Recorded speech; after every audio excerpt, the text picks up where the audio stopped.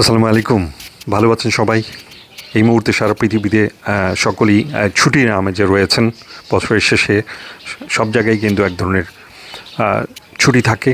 আমাদের বাংলাদেশেও সেই একই, স্কুল কলেজ বন্ধ রয়েছে।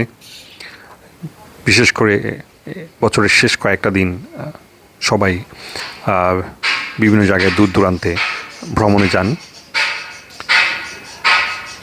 সকলের ভ্রমণ সুন্দর হোক, নিরাপদময় হোক, এই কামনা করছি। কিন্তু এই যে ভ্রমণে যাবেন, ঘুরে বেড়াবেন, সব কিছু করেন, শপিং করবেন, প্রত্যেকটা কিছুর জন্যই কিন্তু প্রচুর অর্থের প্রয়োজন হয়।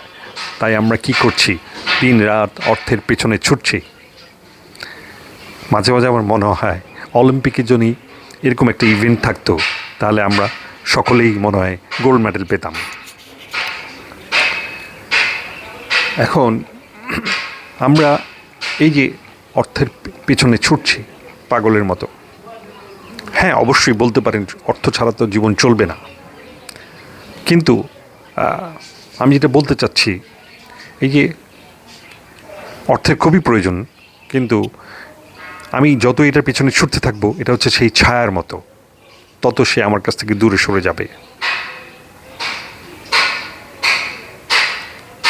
আমি যদি তার উল্টো দিকে চলি, হাঁটা শুরু করি, ছায়া কিন্তু আমার পেছনেই আসবে। বন্ধুরা, আমি আমার অভিজ্ঞতা থেকে বুঝেছি আমাদের আসলে ফোকাস হওয়া উচিত নিজের দক্ষতার উপরে। আপনি যেই কাজ করেন না কেন, আপনার দক্ষতা থাকতে হবে, অভিজ্ঞতা থাকতে হবে, এবং সেই কাজে সৎ ও নিষ্ঠাবান হতে হবে। আমার ব্যবসা নিয়ে একটা খুব সহজ ফিলোসফিয়া বা দর্শন আছে। আমি বুঝি, আমি বোঝাতে চাই, আমি এখানে ব্যবসা করতে আসিনি, আমি এসেছি সেবা দিতে। এখন অনেকে হয়তো হাসছেন, ভাবছেন ভাই ব্যবসা না করে খাবো কি? আসলে আমি এখানে বলতে চাচ্ছি, আপনার সার্ভিস যখন এত নিখুঁত হবে যে মানুষ আপনার উপর চোখ বুজে ভরসা করতে পারবে, তখন ব্যবসা এমনিতেই হবে। আমার বাবার কাছ থেকে আমি ছোটোবেলা থেকে একটা কথা শুনেছিলাম, don't run after money, let money run after you.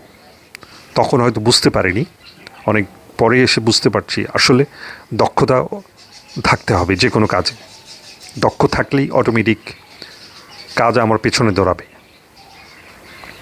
কিন্তু এখন এই সারা পৃথিবীতেই একদল মানুষ রয়েছে যারা খুব দ্রুত অর্থ উপার্জন করতে চায়, অন্যের মাথায় কাঁঠাল ভেঙে যেভাবেই হোক না কেন অনেক টাকার মালিক হব। যারা কাজ জানে না, কাজ বুঝে না, তারা শুধু ভালো দক্ষতা হয়েছে কি করে অন্যের সাথে প্রতারণা করা যায়, প্রতারণা করেই তারা অনেক বড় হতে চায়, বড় মানে ধনী হতে চায়, বড় মানুষ হতে চায় না।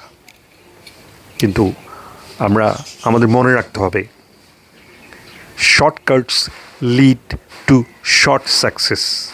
যার কোনো দক্ষতা নেই সে মানুষের পেছনে ঘুরে পকেট কাটার জন্য, আর যার দক্ষতা আছে হাজার মানুষ তার পিছনে ঘুরে শুধু সেবা পাওয়ার জন্য। তাই আসুন না আমরা মানুষকে সেবা দেওয়ার চেষ্টা করি। পেশাদারিত্ব মানেই আমরা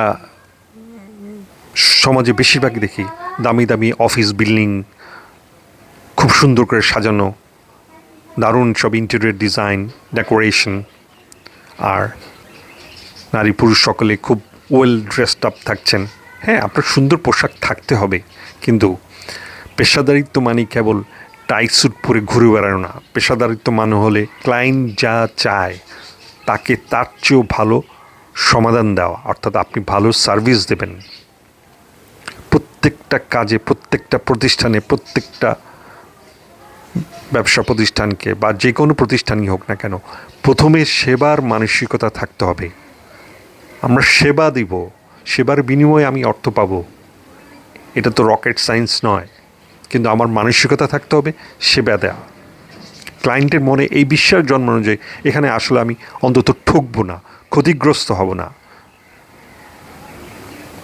তাই আমি বলি, আগে আমরা নিজেদেরকে যোগ্য করে তুলি যেন আমি ভালো কাজটা করতে পারি, এমন একটা উচ্চতায় আমাদেরকে নিয়ে যাওয়ার চেষ্টা করি, সেই কোয়ালিটিটাই হবে আমাদের বড় মার্কেটিং।